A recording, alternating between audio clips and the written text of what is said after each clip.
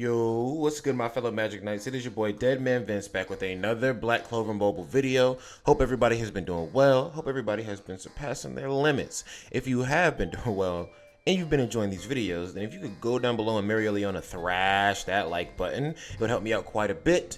And you guys could also hit the subscription and hit the notification bell so you get notified every single time that I make a video, because the more that you watch these videos, the closer you become to unlocking your hostile mana.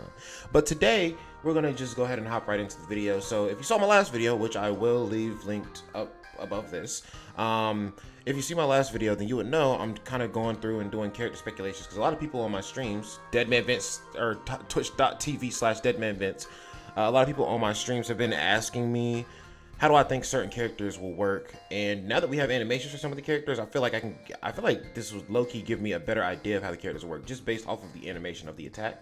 So today we're going to be doing Yuno, and off rip, I'm just going to go ahead and say that Yuno is definitely going to be a mana DPS with hella mana. I feel like his kit's going to be revolving around either attacks that scale off of mana, or just him having high mana recovery rates. We don't know how the substats are going to look, but I just feel like something of that nature is going to be in the game. It just makes so much sense, right? Because some people do recover mana faster than others, so mana recovery makes sense as a stat in the game. For his tags, right? The tags are going to be kind of like categories from Dokkan. Once again, watch that first video. I do explain everything in like detail on all the things that I'm kind of making assumptions about when I'm making these cards up. But yeah, for the tags, I think it's going to be something along the lines of Peasant, Clover Kingdom, Golden Dawn, Junior Magic Knight. Now, Junior Magic Knight, I don't really think that's that important of a tag. The only reason that I incorporate Junior Magic Knight is because I feel like it just adds an extra layer to team building. Plus, when we start the show off, a lot of the characters that we're introduced to are Junior Magic Knights, right? And there are different classes amongst the Junior Magic Knights, like 5th class, 1st class, all that, right? And everything in between.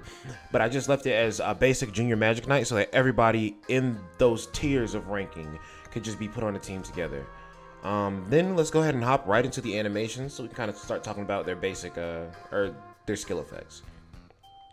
So we got Yuno sauced up here. I love the way that he just flies in. The animation on this looks great. So there was a point that I was trying to make on my last video that all of the first skills that you see on all these characters look very basic. So I'm thinking that could be like a basic attack that you kind of can just keep spamming every turn so that you can save your mana for your other stronger attacks. So we get the second attack here, which is the Wind Blade Storm Barrage or something like that. Wind Blade Barrage, I'm pretty sure it's called. But this move, just because it's a bunch of blades flying at enemies, first of all, you can tell that it's AoE just because of the huge area that is attacking here. That's not, I'm sorry, there's nobody in Black Clover that is that size as one person. Like, there are people who are big, but not like even Gray when she was transformed to like that big version of herself. She was tall, nobody that wide though. So this is definitely an AoE attack, and I strongly feel that this attack will have bleed damage just because of a bunch of blades flying at you. Then we go to the next skill. So the next skill here is just Towering Tornado.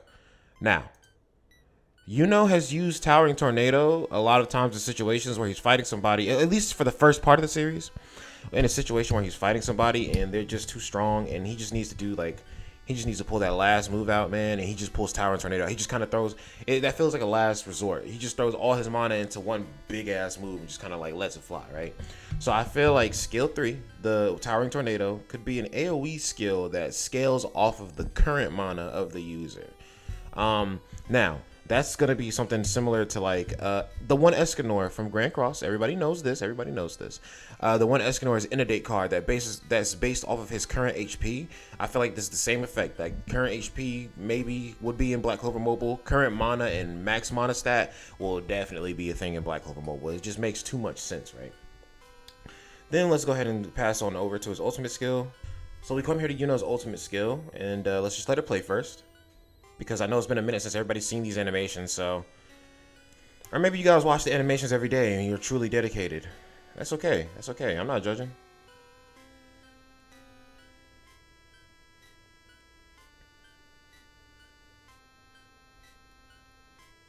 I just want to say, like, I know I said this the first time I reacted to the video, man, but just looking over this stuff again just reminds me of the first time looking at this video, and I just had to really admit, like, yo, this mobile game really gives me the same like animation like vibes as not 100% to the bone, right? But look at this. This does give me some like type of animation from like Naruto Ultimate Ninja Storm. It's just insane to me that a mobile games as an industry have come so far, dude. And I feel like they really are competitors with video games at this point, because with mobile games, you are allowed to experience everything that you can get your hands on for free, I guess you could say. Or no. You're allowed to initially experience the game for free, whereas console games, you have to pay for that experience up front. Then they release an unfinished game. Then you're paying for DLC for the rest of the content that should have been with the game in the first place, and you're already in a money pit. But at the very least, with gacha games, you can experience the game for free, and you can continually experience the game for free if you choose to do so.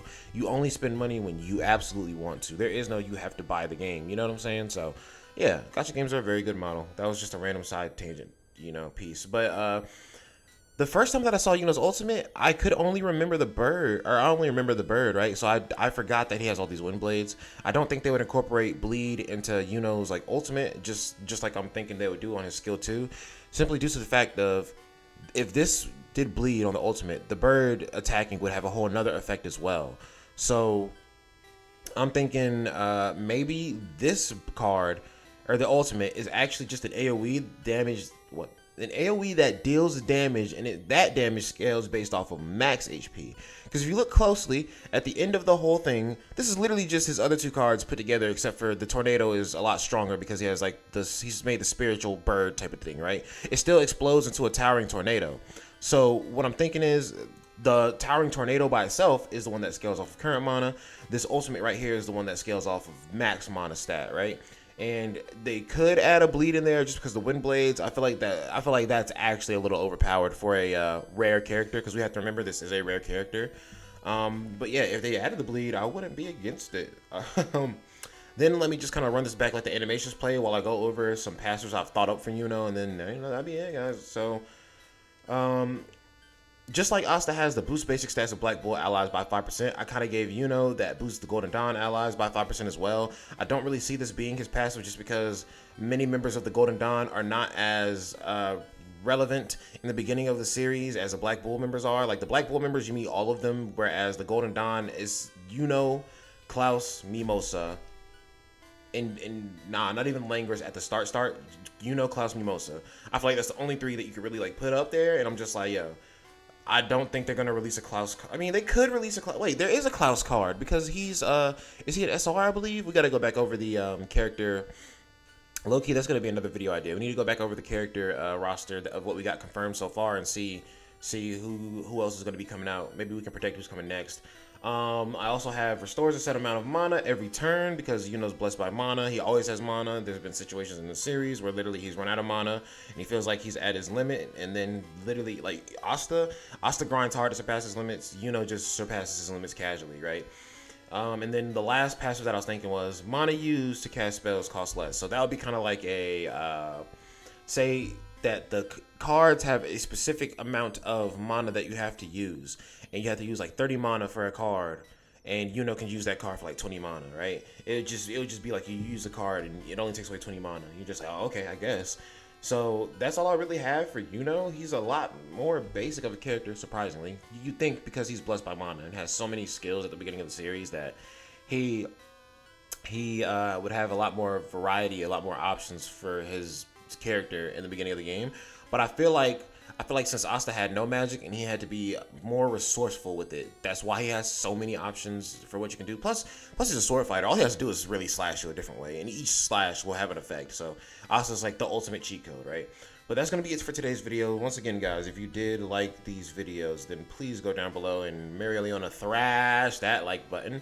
That is the only way to unlock your hostile mana. And if you're just watching these videos, man, and I mean watching the videos, like you're here for every video, you're here for the ride, and you're just not subscribing just because you just like to look at videos from a guy and not get notified, I don't know why you do that, then you are sus, and you can unsus yourself by subscribing and hitting that notification bell. But that's gonna be it from your boy DEADMANVINCE. Hope you guys enjoyed. Peace.